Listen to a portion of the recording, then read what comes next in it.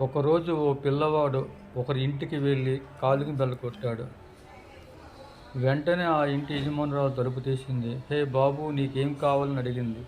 అప్పుడు ఆ పిల్లవాడు, ఆంటీ, మీ ఇంటి పెరటి తోటలో పూల మొక్కలు ఉన్నాయి కదా, వాటిని శుభ్రం చేయను అని అడిగాడు. ఏం అవసరం లేదు, అవన్నీ శుభ్రంగానే ఉన్నాయని చెప్పింది ఆ యజమానురాలు. రెండు చేతులు జోడించి, ఆంటీ, దయచేసి మీ ఇంటి పెరటిలో ఉన్నటువంటి పూల మొక్కలను శుభ్రం చేసే అవకాశం నాకు ఇవ్వండి అని బ్రతిమలాడుతూ అడిగాడు. వాడు అంతలా ప్రాధేయపడేసరికి ఆ పిల్లవాడి వైపు చూసి, ఎంత తీసుకుంటావని అడిగింది. నాకు ఏమీ అవసరం లేదండి, మీరు కొంచెం భోజనం ఇప్పిస్తే చాలు, సరిపోతుందని అన్నాడు ఆ పిల్లవాడు.